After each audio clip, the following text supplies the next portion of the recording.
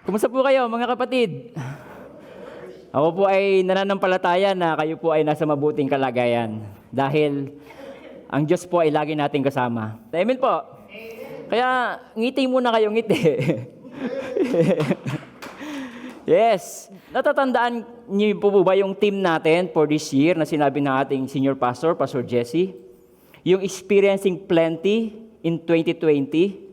At ang sabi niya sa atin, yan ay walang kinalaman sa pera. Yan ay may kinalaman sa pananampalataya. At hindi nga siya nagkamali dahil sa panahon natin ngayon, ang kailangan natin tayo ay mag-grow sa faith. Bakit pananampalataya? Kasi ang currency ng heaven ay faith. Kung ang currency dito sa Philippines ay peso, sa Amerika naman ay dollars, ay dito sa langit, pananampalataya. Kaya sabi ng ating Panginoon Kristo, according to your faith, let it be to you. At ang Diyos ay nag-iwan ng kanyang mga salita na mapangahawakan natin, na magtutuunan natin ng ating pananampalataya.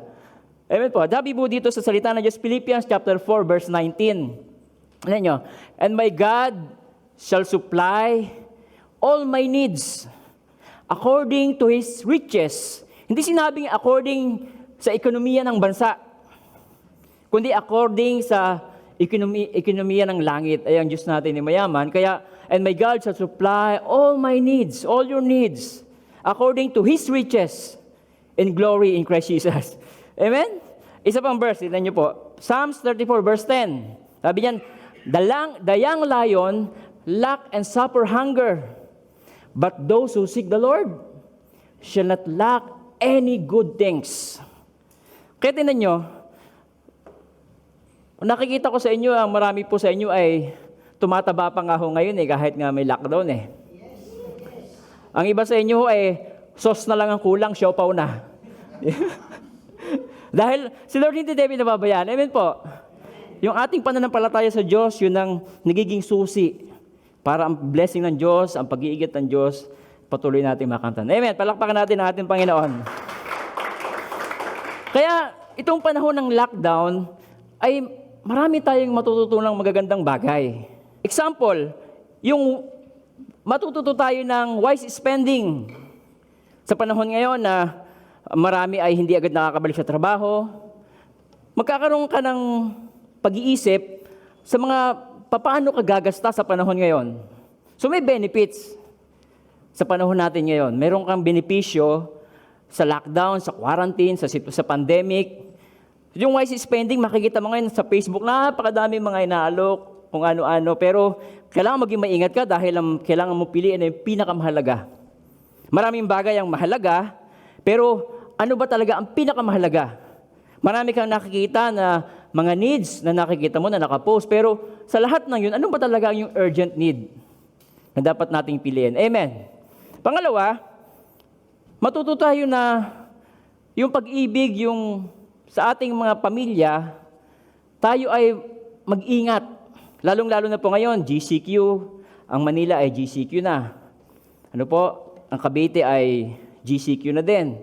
So, ang dami ko nakikita pag ako'y lumalabas, dami ko nakikita ngayon mga hindi na po nagpe-face mask. Doon lang sa lugar namin, marami pong hindi nagpe-face mask. Wala na silang ingat. Akala nila ang ibig sabihin ng GCQ ay wala ng COVID. Hindi ho yun. Ang GCQ ay, sabi nga po, bahala ka sa buhay mo. Kaya napakahalaga na tayo nag-iingat. Tingnan niyo po, kahit na nag-GCQ tayo, yung ating latest natin patungkol sa COVID. Sa worldwide, ay magpi-7 milyon na po yan. Tapos, ang namamatay ay 400,000 na. Tumataas pa din. Yung recoveries, nasa 3 million. Sa Pilipinas, yung cases po natin, 21,000 na po ngayon. So, ang namamatay ay 994. Imagine, buhay din po yan . Mahalaga din ang buhay . Sa Diyos, napakahalaga ng buhay. Sabi niya nga sa Bible, iiwanan daw ni Lord ang 99, alang-alang dun sa isa. Kaya napakahalaga na tayo nag-iingat dahil paglabas mo ng bahay, ikaw na laging lumalabas ng bahay, kailangan maging maingat ka dahil pag uwi mo, hindi mo alam na mayroon ka palang nahagap, ay maapektuhan ng iyong sambahayan. Kaya itong panahon natin ngayon, tinitingnan tayo ni Lord, binibigyan niya tayo ng karunungan, ng wisdom, kung paano tayo mamumuhay ng maayos. Amen po mga kapatid. Gusto ng Panginoon, kaya niya tayo tinuturuan dahil para pag matapos ito mga season nating pinagdadaanan, tayo pa rin po ay victorious. Hindi tayo victim. Hindi tayo biktima. Maraming mga tao ngayon ay nagiging biktima ng sitwasyon. Maraming nalulungkot, maraming gusto mag-suicide. Samantalang yung iba naman, kumikita.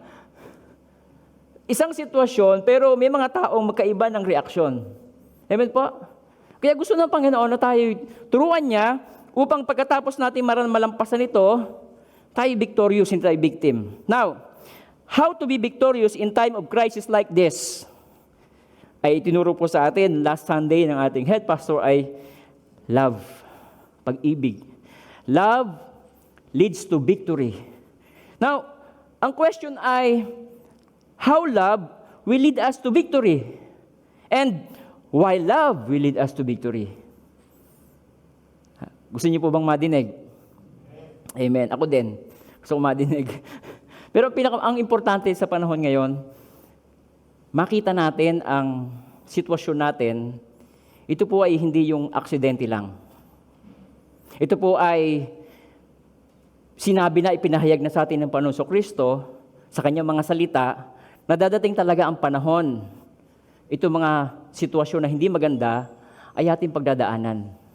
Tingnan niyo po, dito sa Bible, sa 1 Chronicles chapter 12, verse 32. Sabi diyan, on of the sons of Issachar, who had understanding of times. Sila ay yung mga grupo ng mga tao na marunong silang magbasa ng panahon. Alam nila ang season. Marunong sila. Tulad natin sa panahon natin ngayon, dahil tayo ay nasa month of June na. So anong season na ang papasok sa atin? Rainy season. Ano pa? Flu season. Ano pa? Birthday ko malapit na. Sa 22. Okay. So, itong mga taong ito, marunong sila magbasa ng season. At hindi lang yon, sabi niya, of the sons of Issachar who had understanding of times to know what Israel ought to do. Hindi lang nila alam ang season, pero alam nila ang kanilang gagawin. Okay? So, napakahalaga, tayong lahat ay marunong tayong magbasa, marunong tayong mag-abang, marunong tayong bumasa ng panahon natin ngayon. Now, nasa ang panahon na kaya tayo ngayon? Sabi sa Bible, si Lord Jesus Christ, sabi niya dito sa Matthew 24, verse 6. Tingnan natin sa Tagalog. Sabi niyan, makakarinig kayo ng mga digmaan at mga balibalita ng digmaan. Sabi niya, mag-ingat kayo na huwag kayong mangamba, sapagkat kailangang mangyari ang mga ito. Subalit hindi pa ito ang wakas, sapagkat maglalaban-laban ang bansa sa bansa at ang kaharian laban sa kaharian, magkakaroon ng tagutom at mga lindol sa iba't ibang dako. Okay, sa English, tingnan natin. Sabi diyan, you will hear of wars and rumors of wars. See that you are not troubled. For all these things must come to pass, but the end is not yet. For nation will rise against nation, and kingdom against kingdom, and there will be famines and pestilences.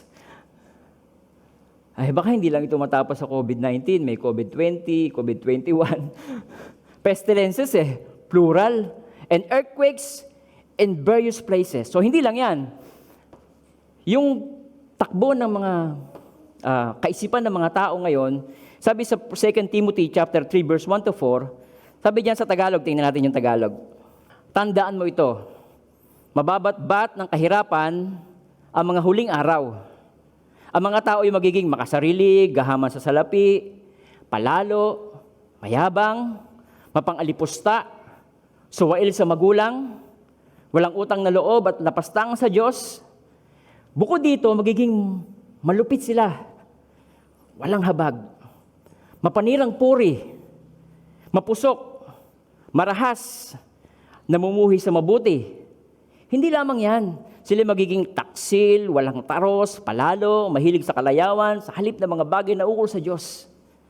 So, kung titingnan natin, Kung babasahin natin ang sitwasyon natin ngayon at saka ang salita ng Diyos, nasaan na kaya tayong season ngayon?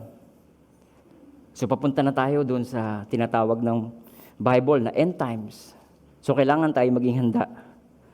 Kaya si Jesus Christ, sabi niya sa Matthew 24 verse 42, sabi niya, watch. Watch. Tayo ay mag-observe. Tingnan mo, tingnan natin. Watch therefore, for you do not know what hour the Lord is coming. Tapos dito sa sumunod na verse, 24 verse 43, but know this, that if the master of the house have known what hour the thief would come, he would have watched and not allow his house to be broken into. Therefore, sabi ni Lord Jesus Christ, you also be ready. For the Son of Man is coming at an hour you do not expect. So si Lord Jesus Christ ay, pag tayo nagbasa ng Bible, mahilig siya sa mga salitang, be ready, be watchful, watch. Okay? So si Lord ay ginigising niya tayo. Kaya nga itong sitwasyon natin ngayon na pandemic, ito ay parang sinasabi nila na wake up call. Ano ba yung example ng parang wake up call? Di ba pag natutulog ka, kailangan mo ng gigising sa'yo, alarm? Pag nadidinig mo na yung alarm mo na tumutunog, ay wake up call na yung gising ka na. So itong sitwasyon natin ngayon, ito ay parang alarm sa iyong cellphone na ikaw ay ginigising na, tayo ay ginigising na. Amen po, mga kapatid. Now, anong dapat natin paghandaan? Una, siguraduhin mo na ikaw ay save. Ikaw ay ligtas. O ligtas ang mahal mo sa buhay. O ligtas ang iyong mga kamag-anak. Alam niyo po, hindi porket ikaw ay merong relihiyon na inaaniban, ikaw ay save. Hindi porket ang pangalan mo ay Peter, o ang pangalan mo ay Christian, o ikaw ay si Paul, ikaw ay saved.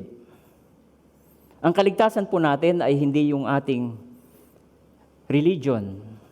Ang kaligtasan po natin ay ang pagtanggap sa ginawa ng ating Panginoong Kristo. Siya na walang sala, sabi sa Bible, siya na walang sala ay ibinilang na makasalanan upang sa ating pakikipag-isa sa Kanya, tayo maging katwiran ng Diyos. Si Jesus Christ na hindi nagkasala, ay ibinilang na makasalanan. Kaninong kasalanan yon?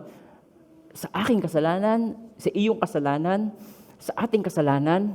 Upang pag tayo nanampalataya kay Jesus Christ, tayo mapapabanal sa harapan ng Diyos. Yung katwiran niya ang magiging nasa atin. At ang ating pagiging makasalanan, yun ang kanyang inako. Kaya tayo ay gusto niya na magkaroon ng kaligtasan, kaya tinuro niya sa Bible. Sabi niya sa Bible sa Romans chapter 10 verse 9, kung ipapahayag na yung labi na si Jesus ay Panginoon at mananalig ka ng buong puso na siya'y muling binuhay ng Diyos, maliligtas ka. Sapagkat nananalig ang tao sa pamagitan ng kanyang puso at sa gayon napapawalang sala at nagpapahayag, pag i-declare mo, at nagpapahayag sa pamagitan ng kanyang labi at sa gayon ay naliligtas. Sa verse 11, napakaganda ng verse 11, sinasabi ng kasulatan, hindi mabibigo ang sino mang nananalig sa Kanya. Kaya pag tinanggap mo si Lord Jesus Christ sa umagang ito, ng buong puso mo, bilang Diyos sa tagapagligtas ng iyong buhay, sinasabi sa Bible, ikaw ay saved. Kaya, bago ko ipagpatuloy ang aking mensahe, inaanyayahan ko po kayo, inaanyayahan kita mismo, ikaw, na nanonood ngayon, hindi aksidente na ikaw ay nanonood ngayon. Mahal na mahal ka ng Panginoon. Siya'y namatay para sa iyo. Dahil gusto kanyang maligtas. Gusto niya na sa panahong ito ng pandemic, ikaw ay nasa kanyang kalinga. Ang kailangan lamang ay ikaw ay magpakumbaba at hayaan mo na ang Diyos na makapangyarihan sa lahat ang manahan sa iyong puso. Sambitin mo itong panalangin ito na ituring mo para sa iyo. Sabi mo, Panginoong Hesus, maraming salamat po. Mahal mo ako. Inaamin ko po, hindi ko po kayang iligtas ang aking sarili dahil ako po ay likas na makasalanan. Ngunit maraming salamat. Ikaw ay pag-ibig. Inialay mong iyong buhay sa krus ng Kalbaryo para bayaran ang aking sala. Lord Jesus, sa umaga pong ito, tinatanggap ko po kayo bilang Diyos at tagapagligtas ng buhay ko. Maraming salamat po sa kapatawaran ng lahat ng aking kasalanan at sa buhay na walang hanggan na pinagkaloob niyo po sa akin. In Jesus' name, Amen. Amen. Alam niyo po, nung ginawa niyo yung prayer na yon, meron po tayo mga salita ng Diyos na mapangahawakan natin. Tingnan po natin. 1 John chapter 5 verse 11. Ito ang patotoo o pruweba o patunay. Okay? Sa amin pa sa Palawan ay ebidensya. Ito ang patotoo, ipinagkaloob sa atin ng Diyos ang buhay na walang hanggan. Okay, sino daw ang nagkaloob? Ang Diyos. Ipinagkaloob sa atin ng Diyos ang buhay na walang hanggan at ito'y makakamtam natin sa pamamagitan ng kanyang anak. Sino ang kanyang anak? Si Jesus. At pagkatapos, sabi niya sa verse 12, ang pinananahanan ng anak ng Diyos ay may buhay na walang hanggan. Nung tinanggap mo si Jesus Christ, ngayon lang, meron kang buhay na walang hanggan. Siya ay nanahan sa iyo. Wala kang naramdaman, pero ang Diyos ay hindi nagsisinungaling. Sabi niya, ang pinananahanan ng anak ng Diyos ay may buhay na walang hanggan. Ngunit wala nito ang hindi pinananahanan ng anak ng Diyos. Sa verse 13, isinusulat ko ito sa inyo upang malaman ninyo na kayong nananalig sa anak ng Diyos ay may buhay na walang hanggan. Kung nanalig ka kay Jesus Christ, tinanggap mo siya ngayon bilang Diyos at tagapagligtas ng iyong buhay, ikaw ay mayroong kasiguruhan na mayroong kang buhay na walang hanggan. Amen. Ikaw ay ready. Handa ka na sa pagbabalik ng ating Panginoon. Now, pangalawa, ang gusto ni Lord na magawa natin yung mga bagay na inutos niya sa atin. Hindi ba kayo nagtataka nung matapos mong tinanggap si Jesus Christ, hindi ka kagad namatay? So bakit meron pa siyang gustong ipagawa sa atin? Gusto pa niyang ang kanyang ugali ay gusto niya na mag-manifest sa bawat isa sa atin. Kaya ang gusto niya, tinuro niya po sa atin sa Mark chapter 12 verse 29 to 31. Tingnan nyo, merong nagtanong kay Jesus Christ. Sabi niya, Lord, ano po ba ang pinakamahalagang utos? Kumbaga sa atin, kung sasabi kong sa atin, Panginoon, kung ako po ay mayroong gagawin sa buhay ko, ano po ba ang pinakamahalaga? Sabi ni Jesus Christ sa kanya sa kalita. Sumagot si Jesus, ito ang pinakamahalagang utos. Pakinggan mo, Israel. Ang Panginoon nating Diyos, siya lamang ang Panginoon. Ibigin mo ang Panginoon mong Diyos ng buong puso, ng buong kaluluwa, ng buong pag-iisip, at ng buong lakas. Ito naman ang pangalawa, sabi niya. Ibigin mo ang iyong kapwa, gaya ng iyong sarili. Wala nang ibang utos na hihigit pa sa mga to. So in short, ang buhay ay patungkol sa pag-ibig. Life is all about love. Loving God and loving man. Amen. Kaya, tingnan niyo po, sabi ni Jesus Christ sa John 13 verse 34, sabi niya, a new commandment I give to you, that you love one another as I have loved you. Kaya ang isang bagay na gusto ni Lord na paghandaan natin sa buhay natin ay yung pamumuhay natin na mayroong pag-ibig. Pag-ibig sa Diyos at saka pag-ibig sa ating kapwa. Now, bakit niya inutos itong pag-ibig? Kasi itong pag-ibig ang magdadala sa atin sa katagumpayan. Kahit sa sitwasyon natin ngayon ng pandemic, ang pag-ibig ang magdadala sa atin sa katagumpayan. Mamaya lang makikita natin yung ibang mga istorya na sasabihin ko po sa inyo na sa kabila na mayroong pandemic, sila ay naging matagumpay. Naalala niyo po ba yung nangyari nung nakaraan sa Amerika? Yung si George Floyd ay inaresto dahil siya daw ay nagbayad ng fake na $20. Pagkatapos nung siya inaresto, yung pulis na umaresto sa kanya, habang siya ay nakadapa na sa lupa, yung tuhod niya ay nakadiin sa kanyang leeg. Bagamat nagsasabi na siya ng, I can't breathe, I can't breathe. Ilang minuto pa bago siya binitawan. Hanggang sa siya ay doon na nahirapan na siyang huminga. At sabi sa ospital, dead on arrival. Sa kabila ng kasagsagan ng pandemya sa Amerika, meron pang ganitong klase ng trahedya. Amen. At hindi lang yun, dahil yung mga tao, ang kanilang reaksyon, sabi ng pinsan ko na nasa US, more than 30 major cities ng US, sila yung nag-rally. At yung pagrarally nila na yon ay nagresulta pa din ng mga hindi maganda dahil nagbasag sila ng mga tindahan, ng mga salamin, tapos nagnanakaw sila. Amen po. Kaya, sabi ng ating lesson, love lead us to victory. Pag mali ang ating reaksyon sa sitwasyon, lalo ito nagiging magulo. Lalo ito nagiging mahirap. At ito ay contagious. Amen po. Kung paano ang love ay contagious, ganun din naman itong mga reaksyon na hindi maganda. Now, tingnan niyo po. Hanggang sa meron ding napatay sila na 2 pulis, na si Officer Cody at saka si Officer Nate. Ay sa tingin niyo naman, ano naman ang reaksyon ng mga may-ari ng tindahan na kanilang binasag at kanilang pinagnakawan? Ay di, naiipunan din sila ng sama ng loob. Sa tingin niyo, anong nasa isip nila ngayon? So, ito ay gumagapang. Makikita natin na ang anger, ang revenge, ang pagiging indifferent, ay hindi naglilid sa atin sa katagumpayan. Sa halip, lalo pa ito nagbubunga ng mas mabigat na problema. Yun ang sitwasyon sa US. Dito tayo sa Philippines. Sa Pilipinas, anong makikita natin sa Facebook? Ngayon, hello mga misis, on hand na po tayo, swimming pool, face mask, alcohol, donut, di ba? Marami po kaming stock, PM is the key, di ba? Bawal po dito ang bogus buyer, okay? Yun yung nakikita natin. Pamain po nito, ang code po nito ay P8 mine. Okay, tapos screenshot nyo lang pagkatapos. Sa kabilang banda, natatandaan yung istorya ng isang pulis na officer na merong checkpoint. Okay, yan siya. Siya ay si Corporal John Nasino. So itong batang ito, yan ay naharang niya sa checkpoint. Working student siya. Actually, marami siyang kinuwentong, sabi niya, parang hindi maganda yung bumaghapon ko, ganito nangyari sa akin, kaninang umaga, tapos ganito ngayon, tapos eto ngayon, aarestuhin ako.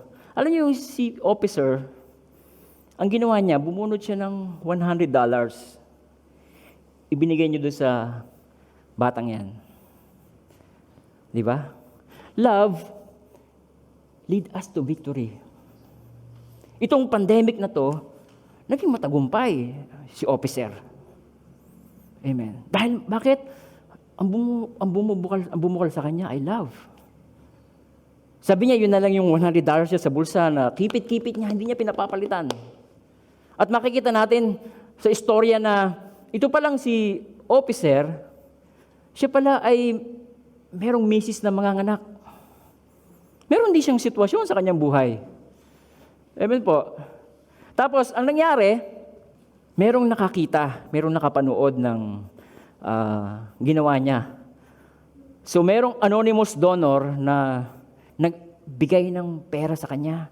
Ang nangyari sa kanya, siya ay nagtatraffic doon sa isang lugar, pinasundo siya ng kanyang officer. Medyo dinramatize nila eh. Pagdating sa harapan, sabi niya, may reklamo sa'yo dito eh. Sabi, meron ka bang nakakaalitan sa karsada? Sir, wala po. Sabi niya, baka naman meron kang tinikita, no, ano man. Sir, wala po eh. O siya nga, ikaw na nga magbasa ng reklamo sa'yo. Tapos pagbukas niya, merong 100,000 pesos. Amen.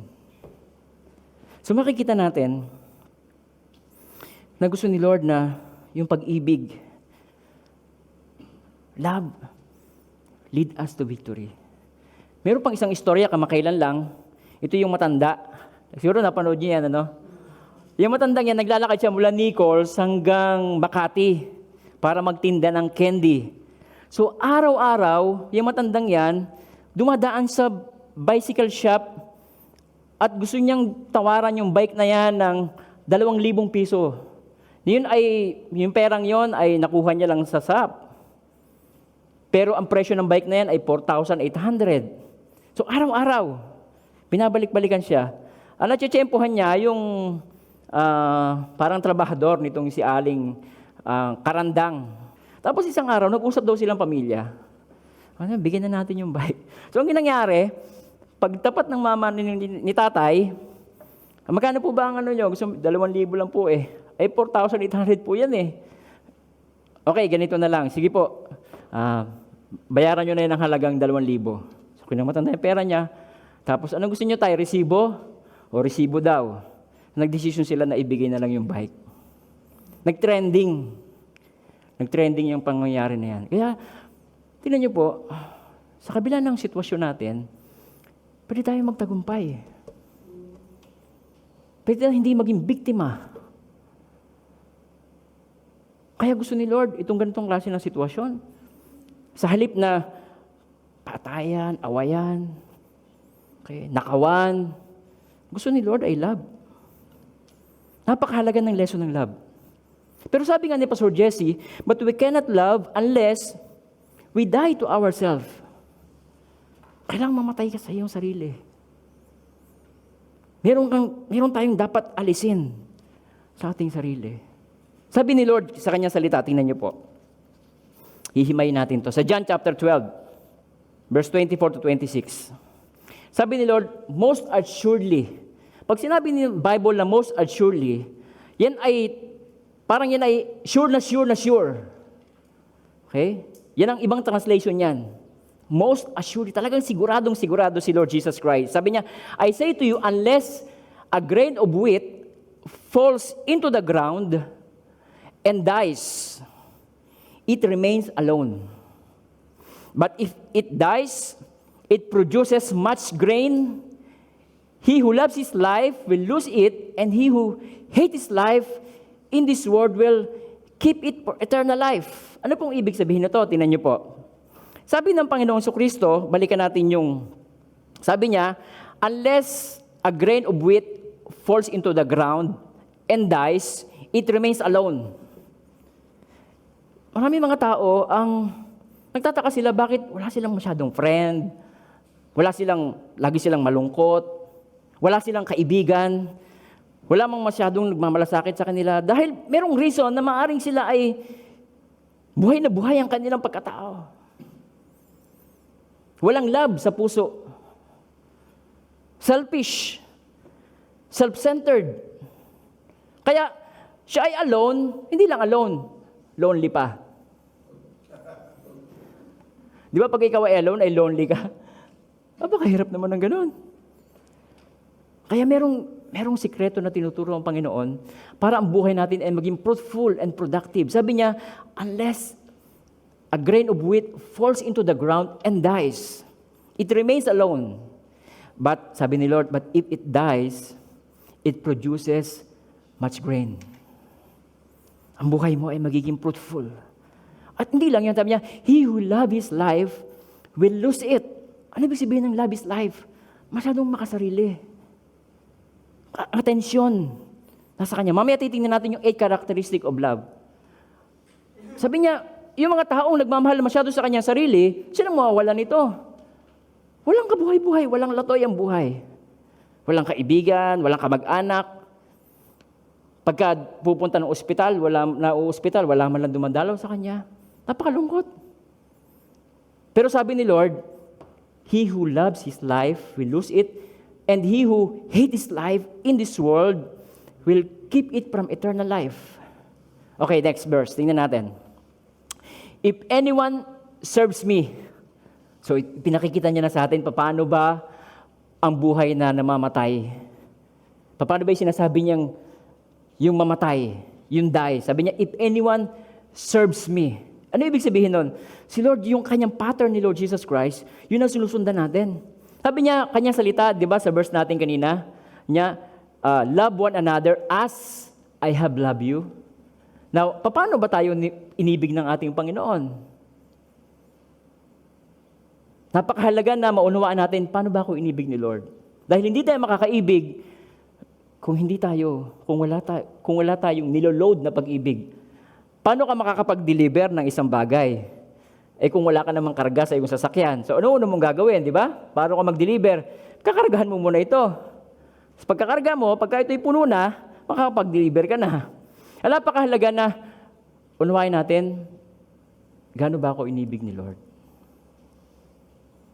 Unang-unang pag-ibig ng Diyos sa atin, unconditional. Hindi dahil pogi ka, dahil maganda ka, o may pera ka. Sabi sa Bible, for God so loved the world. Ano man ang kulay, ano man ang itsura, ano man ang size ng ilong, ano man ang kulay ng balat, mahal ka ni Lord. Hindi ka niya iniiwan, ni pinababayaan man, mahal na mahal tayo ng Panginoon. Kaya nang napakahalaga na gawin natin sa buhay natin sa panahon ngayon ng quarantine, namnamin natin kung gaano ba ako kamahal ng Panginoon. Gaano ba niya ako pinatawad? Napakapagmapatawad ang si Lord. Sabi niya sa kanyang salita, Isaiah chapter 1 verse 18, sabi niya, hali kayo, magliwanagan nga tayo, sabi ng Panginoon. Gaano man karami ang iyong kasalanan. Pag sinabing karami, it talks about numbers, tama? Na kung ang alalahanin mo ang iyong kasalanan, pagkadami-dami, hindi natin kayang bilangin. Sabi niya, handa akong ipatawad ang lahat ng iyan. Pagkatapos sabi niya, kahit na kayo'y maruming-marumi. Pag sinabing kayo'y maruming-marumi, ang pinag-uusapan naman dito, yung level na nagawa mong sin. Una, yung numbers. Pangalawa, yung level na nagawa mong sin. Napakarami na kung nagawa na kasalanan na maruming-marumi. Pero ang sabi ni Lord, kayo magiging busila ka sa kaputian. Ang pagpapatawad sa atin ng Diyos, unconditional. Alam niyo kung bakit? Yung kanyang banal na dugo, higit pa yon sa ating kasalanan. Kumbaga sa atin, ikaw ay overpaid. Ang utang mo ay 50,000, binayaran ka ni Lord ng 500,000. Overpaid. Amen? Kaya yung love, ang pinakamahalaga na una, tingnan natin. Pagkatapos, sabi sa 26, if anyone serves me, let him follow me. And where I am, there my servants will be also. If anyone serves me, sabi ni Lord, him my Father will honor. Kaya, yung love ay mahalaga, napakahalaga. At ang sabi ng lesson natin last week, but we cannot love unless we die to ourselves. Now, tingnan po natin yung 8 characteristics of love that leads to victory. Number 1, tingnan niyo po. Ang love suffers long, means dead to desire, troubled free life. Yung mga taong ang gusto nila ay troubled free sila yung mga taong walang pag-ibig. Bakit? Ito lang yung mga sinasabi sa Bible na sa verse 25 na he who loves his life will lose it. Yung mga gusto ng mga untroubled life, ito yung mga tao na mahilig mag-hoard. Dahil ayaw niya na magka-problema siya sa pandemic na to, sarili niya iniisip niya, tinatago niya, nagdadamot siya. Ayaw niya magbigay. Amen po. Ay samantalang si Corporal, okay, nagbigay ng $100, 100,000 ang bumalik. Amen. Nakikita niyo yung prinsipyo ng Panginoon sa ganitong sitwasyon. Okay. Now, love, no jealousy means dead to desire for unshared affection. Naku po, itong jealousy ang pinakamaraming dalang kasalanan. Dahil sa jealousy, kaya magkakaroon ng anorexia, yung sobrang pamamayat. Dahil ang nauuso ngayon ay mga sexy, di ba? Hindi kakain yan. Kakain man yan, pagpunta nyo sa restroom, yung daliri niya, isusuksok niya sa lalamunan niya para isuka niya yon. Ay nagkukos ng death. May mga artista na namatay na dahil sa anorexia because of envy. Ang envy ay bunga nito ay pagchichismis, paninirang puri, dahil sa inggit. Alam niyo yung kapitbahay natin na yan? Parang ang ganda ng buhok niya. Oo nga. Pero tingnan mo, mukhang maraming kuto yan eh. Di ba? Yung kapitbahay natin, may bagong sasakyan. Oo nga, baka naman drug pusher ang asawa. Di ba? Judgmental because of jealousy. Alam niyo po ba ang jealousy ay isang emosyon na hindi makatwiran? Alam niyo kung bakit? Dahil hindi naman lahat ng pinagsisilosan mo ay totoo. Tamang hinala, hindi naman addict. Di ba? Jealousy. Ako naman ay nakaranas. Pastor Sam, di ba nakalagay sa Bible, ang Diyos ay siloso? Ay, yung kanya kasi, si Lord kasi, ang Diyos natin ay, alam niya ang katotohanan. Hindi siya pwede magkamali. Bago ka palang ipinanganak, nakita niya na. So kung mag-jealous man siya, magselos man siya, legitimate yun dahil kita niya ang katotohanan. Pero tayo mga tao, hindi naman perfect ang ating understanding, di ba? Aamin po ba kayo na hindi naman perfect ang ating understanding? Kaya yung jealous ay isang emotional energy na nasasayang lang. Yung emotional energy ay nauubos sa kaiisip sa gabi, pag-aalis siya, naghihinala ka, pag merong nakatabi o ganito, nakausap man lang, hindi naman yun sigurado kang totoo. Alam niyo, ang selos ay buwisit sa buhay. Tulad ko, pastor, minsan, pag nakakaramdam ka ng jealousy sa misis mo, parang ako, nagsasalita na ako para sa sarili ko. Parang ayoko na mag-ministry. Parang, ano ba to? Nag-aalay ka ng buhay mo para sa mga tao, tapos misis mo ay magiging dahilan ng ganong klase ng emosyon na ramdam mo minsan yung friction. Ay, para wala kaming away, sa bahay na lang ako. It hinders God's work. Amen. Ang jealousy ay bunga ng insecurity.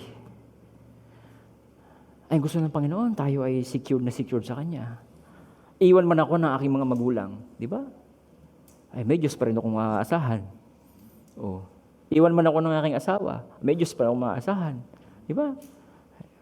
Pag iniwan Kanya, kalugihan niya yon. Yang ganda mong yan, yung pogi mong yan, ako. Yan ay kalugihan nila. Amen po. Kaya, emotional energy, gamitin natin sa tama. Gamitin natin sa pag-ibig. Hindi sa pagsiselos. Amen po. No jealousy means dead to desire, unshared affection. Yan yung sign ng selfishness. Okay, number 3. No boasting means dead to desire for attention. KSP. Gusto lagi siya ang sikat. Okay? Number 4, not acting becomingly means dead to desire to express freedom offensively. Alam niyo sa panahon natin ngayon, ito ay napaka-talamak. Para express nila yung kanilang freedom of expression, sila ay magpo-post sa Facebook pag merong taong nagkamali. Gagawin kagad nila, nakapost kagad sa internet. Tapos napakadaming comment, ginajudge kagad nila yung mga tao. Hindi nila magawa na pag merong taong nagkamali, ay kanilang tulungang ma-restore. Amen. That's not love. Kapag mahilig ka ng ganon. Diba lahat ba ng sin mo ina-expose ni Lord Jesus Christ? Meron mo lumalabas dito pag nagkasala ka, habang nagpipreach ako, biglang lalabas dyan. O diba nakakatakot naman yun? Amen po. Ang si Lord ay gusto niya ang nagkasala ma-restore. Amen. Yung freedom natin, hindi natin ito dapat basta ine-express to offense people. Dapat ay to love people. Sa halip ang i-comment mo ay, mahal ka ni Lord. Hindi yung, dapat ipako na yan, dapat yan ikulong, dapat yan i-shoot sa Taal Volcano. Amen po mga kapatid. Number 5, not seeking our own way means dead to self-preference. Sabihin yung self-preference, yun ay opinionated. Maisip niya yun na. Siya lang lagi ang tama.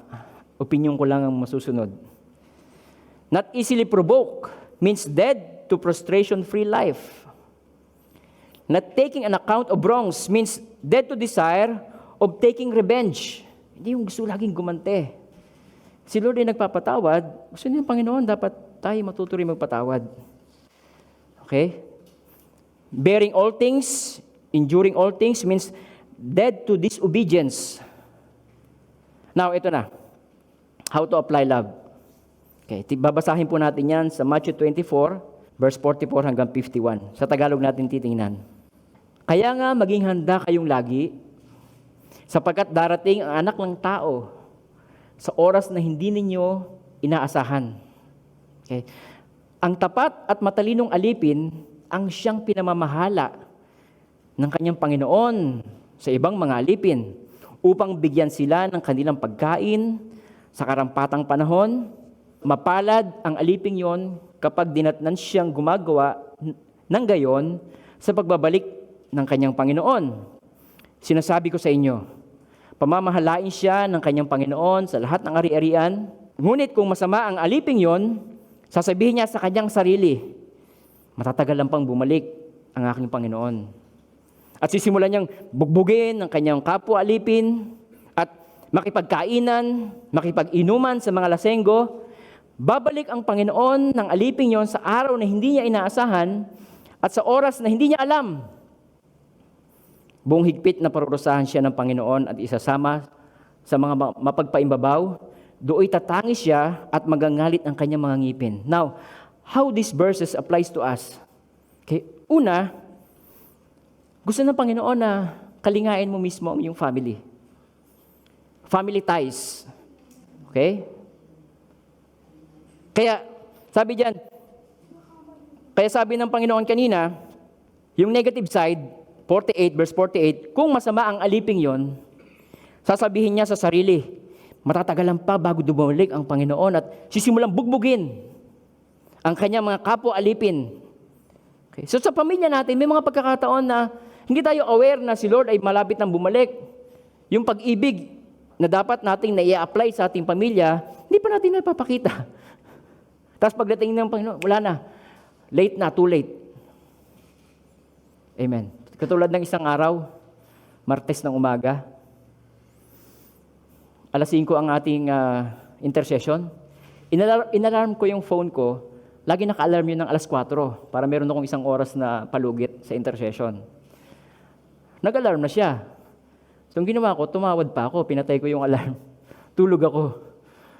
Paggising ko, 5:15 na. Krami ako, bangon kagad ako, bukas kagad ang laptop, tapos ang cellphone, lagay sandal kagad doon sa may bintana kasi mahina signal sa amin. Okay? Doon na sumasagap eh. Pagkatapos, ay napakahalaga ng intercession. Napakahalaga. Nung ang intercession naman ay dito sa church pa natin, hindi man ako ganun nalilate ng sobrang tagal. Kaya kasi malapit, nandun lang sa bahay pala, binaliwala ko yon. Paggising ko, si Pastor Jesse ay nagsasalita na siya. Nandun na siya sa istorya ni Yaya Dab. Hindi ko alam kung... Now, alam nyo, bilang preacher, napakahalaga ng introduction. Kasi hindi mo masusundan yung message pagka hindi mo nakita hindi mo na simulan yung introduction ng message. Hindi mo na ano ba? Ba't niya sinasabi yung ganito? Di ba? Kaya kayo, huwag kayong palilate, no? Nasa bahay na nga, late pa rin eh. Sabi ni Pastor Ricky, alam nyo, buti na lang, merong YouTube. So sa YouTube, pinadownload ko kay Jose yung message ni Pastor Jesse. Pagkatapos, nireview ko. Napakahalaga kasi noon. Ay, paano kung walang YouTube? Di na mismo na yon. Dahil hindi ka naging handa, binaliwala mo. Marami tayong bagay na mamimiss sa buhay natin kapag hindi natin ito binigyan ng halaga.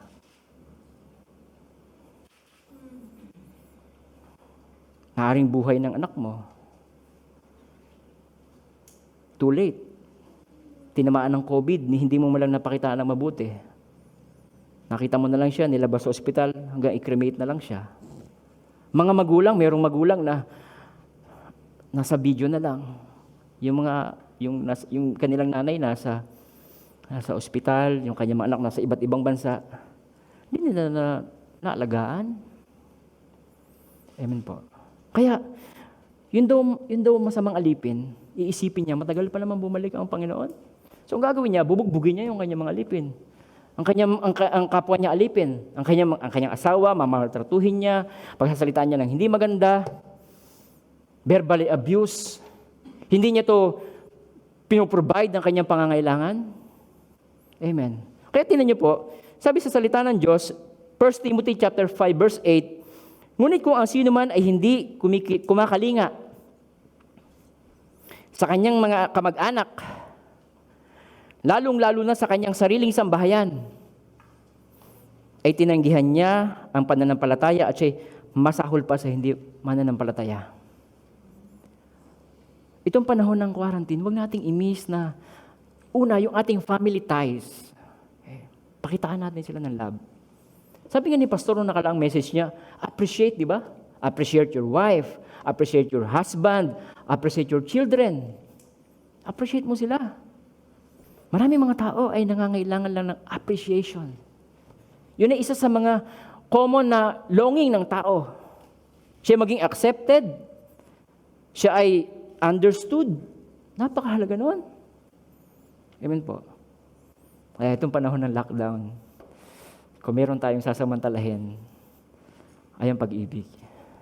Makatitiyak tayo na pag natapos itong season na to, victorious ang iyong family. Amen. Ito yung time na pwede kayo mag-usap ng pamilya mo. I-deal ninyo yung mga hidden. Baka meron kasi mga hidden, sa kalooban ng mag-asawa, ng mga mag-anak, pamilya. Ito yung time. Ito yung time. Gawin nating victorious tayo sa time na to. Sa season na to. At love ang susi para maging victorious tayo. Amen. Ang binanggit sa Bible dito kanina, kapwa alipin. Ano ibig sabihin nun? Co-worker mo.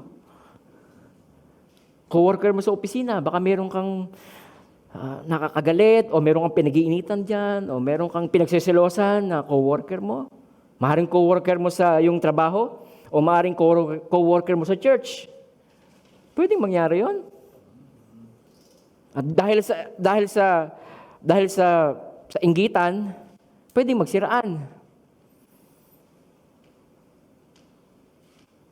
Pwedeng sabihin, nabawa sa isang kumpanya, para ma-very good siya ng boss niya, pag may nakita siya, meron silang janitor, o meron silang caretaker ng kanilang building, para ma-very good siya ng boss niya, pag may nakita siyang kalat, pupulutin niya yon. Talagay sa basurahan. Sasabihin ng boss niya, bakit ba ikaw hingal na hingal?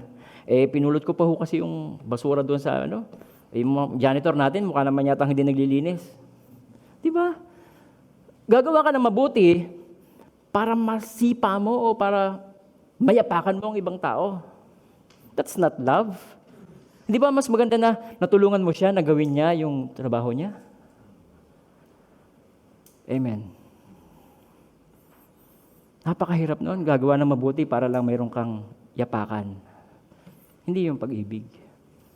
Napakaraming nakalagay sa Bible na magtulungan kayo sa isa't isa, magpanalangin kayo sa isa't isa.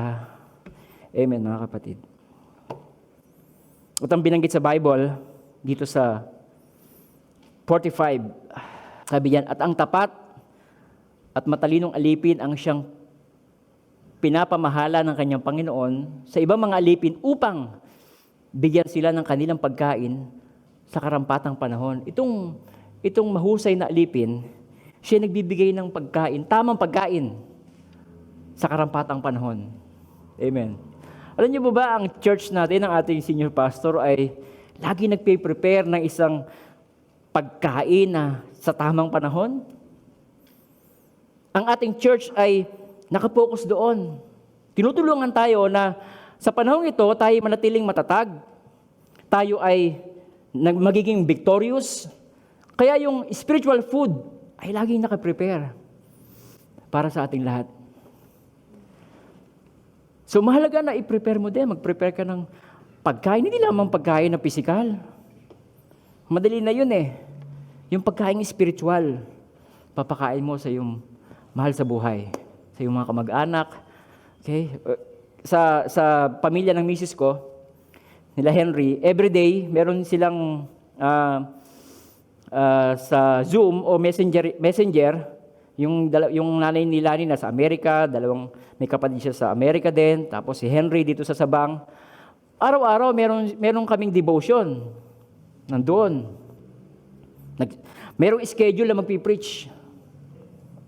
Nagpe-prepare ng food, ng pagkain upang bigyan ng kanilang pagkain sa karampatang panahon. Ito yung panahon na hindi lamang tayo nagbibigay ng pagkain, ng material, ng ayuda. Ang mahalaga, meron ka ding spiritual food na ibinibigay sa iyong mahal sa buhay. Amen. At hindi naman yun kayang hadlangan sa panahon ngayon dahil ang internet natin ay nakakaabot naman, ang connection natin sa iba't ibang bansa. Tandaan natin to. Hindi dapat mahadlangan ang pag-ibig ng pandemic. Ulitin ko, hindi dapat mahadlangan ang pag-ibig ng pandemic. Amen, mga kapatid. So una, ties, family ties. Okay? Tsaka yung co-worker natin, okay, kapitbahay natin, kamag-anak natin. Now, pangalawa, treasure. Okay?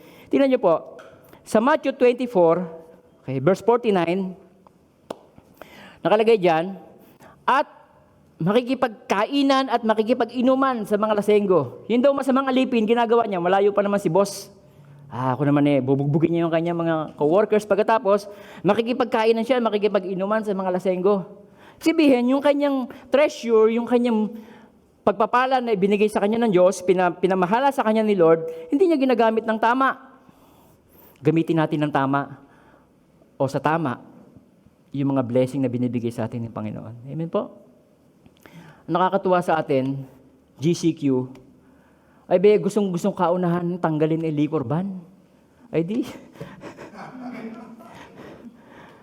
Liquor ban. Yun ang nakikita ko lagi. Gob, yung liquor ban, pwede ba naman? Sa halip na isipin ng pagkain, para sa pamilya, ang gusto liquor ban ang tanggalin. Nakikipag-inuman. Amen po mga kapatid. Masyadong selfish. Kaya napakaganda na yung blessing ni Lord sa atin, gamitin natin. Sabi ng Panginoon sa Matthew chapter 6, okay, verse 19, sabi ni Lord, huwag kayong mag-iimpok ng kayamanan dito sa lupa. Dito'y may naninirang tanga at kalawang, at may nakapapasok na magnanakaw. Okay, verse 20, sabi ni Lord, sa halip, impukin ninyo ang inyong kayamanan sa langit. Dooy walang naninirang tanga at kalawang at walang nakapapasok na magnanakaw. So, ibig sabihin, gusto ng Panginoon na i-invest natin yung pera natin sa Kingdom of God dahil yun ang tunay na investment. Gamitin natin yon sa ministry ng Panginoon. Tanyo, dalawang katotohanan tungkol sa earthly treasure. Okay. Una, it can be taken away slowly. Okay, yung kotse, kinakalawang yun eh. Yung bag, ginagapok, ginadaga, inaamag, dahan-dahan. Or, number 2, it can be taken away fast. Manakawang ka lang, mabudol-budol, masunugan, magkaroon ng sakit. Pwede, di ba? Kaya sabi ni Lord, mag-impo kayo ng kayamanan sa langit. Sabi ng Panginoon. Maging wise tayo. Gamitin natin yung resources natin sa pag-ibig sa ating kapwa. Amen, mga kapatid. Pangatlo, time. Una, ties. Okay, family ties. Then, treasure. And then, time. Marami tayong time ngayon. Alam niyo ba sa Bible, merong nakakatuwang verse? Itong Genesis chapter 27, 5 verse 27, sabi diyan, so all the days of Methuselah were 969 years, and he died. Siya yung tao na may isa sa pinakamahabang taon na nabuhay sa mundo, pero ang sinabi lang sa Bible, yung kanyang age at saka yung kanyang death. Walang anumang significant na nangyari sa kanya. Walang ni-record na ano ba yon. Meron lamang ilang verses na siya'y nanganak, pinanganak niya si ganito, na siya'y edad na ganon. Ano yun, nabuhay na lamang para kumuan? Diba?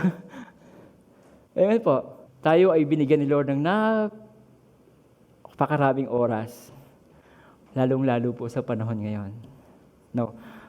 Use your time, our time, to express love. Amen po.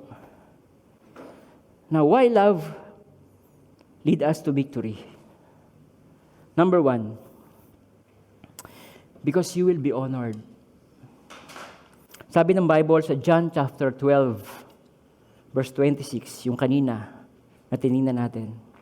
Sabi ng Lord, if anyone serves me, let him follow me, and where I am, there my servant will be also. If anyone serves me, him, my Father, will honor. Nakikita niyo kung paanong, example na lang sino eh. Hindi naman niya binidyuhan yung pagbibigay niya ng pera doon sa bata. Di ba? Pero ngayon, nakikita natin na ang mga tao ay saludo sa ginawa niya. Sabi ng kanyang head, sana dumami ka pa. Di ba? Ang ganda ng prayer, sana dumami ka pa para marami ka pang matulungan. Now, why love leads us to victory? Because you will be honored. We will be honored. Number 2, you will be blessed. Nagbigay lang siya ng $100, ang bumalik sa kanya, 100,000 pesos. Paano kaya kung ibahin natin yung istorya doon sa US? Paano kaya kung yung officer na umaresto kay Floyd ay pumasok doon sa tindahan at binigyan niya ng tunay na $20 yung may-ari ng tindahan? Ano kaya ang istorya ngayon na umiikot sa buong Amerika? Sa tingin ninyo? Siguro maraming itim na talagang labing-labing sila ngayon ng puti. Amen. Proverbs 11:25. Sabi sa Bible, hindi naman tayo nalulugi pag tayo ay nagpapadama ng pag-ibig. Ang taong matulungin ay luluwag ang pamumuhay at ang marunong tumulong, ano daw? Tiyak na tutulungan. So pwede kang maging may pakinabang sa panahon nito ng pandemic, di ba? Ay kasi may pangako naman ng Diyos eh. Because of love, lalo kang niyang ibibless. Okay. Pangatlo, God is glorified in your life. Sabi ni Lord Jesus Christ, kung kayo mag-iibigan, makikilala ng lahat na kayo yung mga alagad ko. Mag-glorify si Lord sa buhay natin. Number 4, you become an extension of God's love. Ikaw yung magiging extension ng pag-ibig ni Lord. Tayo. And lastly, it can change the life of others. Dito ako magtatapos sa istorya. Merong isang true story, merong isang estudyante na elementary. Grade 3 siya, grade 3. Pero yung kanyang edad ay mas matanda siya sa kanyang grade. Kung grade 3 siya, dapat yun ay 9 years old. Siguro to mga 11 years old na bata. Itong batang ito ay, siya ay gusto nang isuka ng kanyang ng eskwelahan. Dahil itong batang ito ay, pag walang pasok, Sabado, pumupunta ng school yon. So ginagawa niya, nagnanakaw siya dun sa mga rooms. Pag may pasok naman, lagi siya nang bubuli ng kanyang mga classmate. So, nagmi-meeting na yung mga teacher. Sabi nila, ito na yung huling taon ng kanyang pag-aaral sa school natin. Next year, kick out na natin siya. Now, merong isang teacher, sabi niya, ang hahawakan niya ay grade 4. So, sa kanya yun, siya ang sasambot ng bata, ng estudyante na yun. Pwede niya sabihin na, ay, bilisan natin. Sakit sa ulo pala yan eh. So, ang ginawa niya, sabi niya, wag. bigyan pa natin ng isa pang pagkakataon. So, nangyari, pagdating niya ng grade 4, estudyante na ngayon yung bata. First day pa lang ng school, kinausap niya na yung bata. Sabi niya, alam mo, sasabihin ko sa iyo ang totoo, gusto ko na nilang alisin sa school dahil marami kang ginagawang hindi maganda. Pero, hindi ako naniniwala ako na meron kang magagandang nasa kalooban mo. Bibigyan kita ng pagkakataon. Ipakita mo yan. Sabi ng bata, yes, ma'am. Yes, ma'am. Alam nyo, yung batang yon naging napakasipag niya. Pagdadating yung teacher na yon, sasalubungin siya sa gate, dinadala na kagad yung kanyang gamit, papunta sa school. At pagkatapos, siya ay naging pinagkakatiwalaan na siya sa buong eskwela ng mga teacher. Yung principal mismo ay may ipakukuhang gamit doon sa office. Ayun ay dating talamak na nangunguha. Pero ngayon pinagkakatiwalaan nila. Alam nyo, yung batang yon, nakagraduate siya ng elementary, at ang balita ko sa panahon ngayon, grade 8 na siya. Nagbago ang buhay niya. Why? Because merong isang teacher na nagpakita ng love. Love, it can change the life of others. Si Apostle Paul ay nabago. Sabi niya sa Galatians chapter 2, verse 20. Okay, last verse na po natin yan. Galatians 2:20. Sa Tagalog. Okay, dyan na lang sa English. I have been crucified with Christ. Si Apostle Paul ay isang religious terrorist. Okay? Talagang siya malupit. Pero, bakit siya nagkaroon ng ganitong klase ng statement? Sabi niya, I have been crucified with Christ. Yung kalaban niya dati yon si Kristo. Yung mga follower ni Christ ang kanyang inuusig. Sabi niya, it is no longer I who live, but Christ lives in me, and the life which I now live in the flesh, I live by faith in the Son of God who loved me and gave Himself for me. Love can change others' life. Amen. Tayo po'y manalangin. Thank you, Lord Jesus. Father God, patawarin niyo po kami sa mga pagkakataon. Nakakalimutan namin na may nagmahal sa amin. Patawarin niyo po kami, Lord, na ang pag-ibig po, Lord, may mga time, mas pinipigilan namin bumukal sa aming puso. Nangungusap ang inyong Holy Spirit. Pero may mga time, Lord, ang aming emotion, ang aming old self, ang inaalaw po namin mag-manifest, Lord.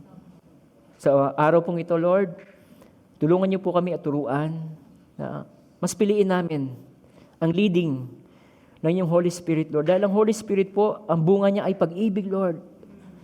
Oh God, amin pong itinatatwa sa umaga pong ito, Lord, ang aming pong sarili, Lord God. Lord, we renounce every pride, Lord, every jealousy, every bitterness, oh God, every resentment sa aming mga puso, Lord, my God. We pray, Lord, help us.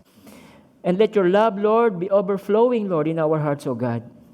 Maraming salamat po, Panginoon, sa salitaan niyo po na nagpapaalala po sa amin. Na pagharap namin sa iyo, hindi naman po ang aming accomplishment ang aming dala, kundi po ito yung character, Lord, na binago ng pag-ibig mo sa amin, Panginoon. Maraming salamat po, Lord God. Patawarin niyo po kami. Kami po ay naging unloving, Lord, sa aming asawa, sa aming mga anak, sa aming mga mahal sa buhay, mga kamag-anak namin, sa aming kapwa manggagawa sa church, Lord, sa aming mga katrabaho, Panginoon. Patawarin niyo po kami, Lord, my God. At marami pong salamat, Panginoon, dahil kayo po ang Diyos na nagbibigay, Lord God, ng second chance, Lord, sa bawat isa po sa amin. Thank you, Father. We give you praise, Lord, in Jesus' name. Amen. Amen. Magandang araw po sa inyong lahat. Kasama po natin ang ating Panginoon.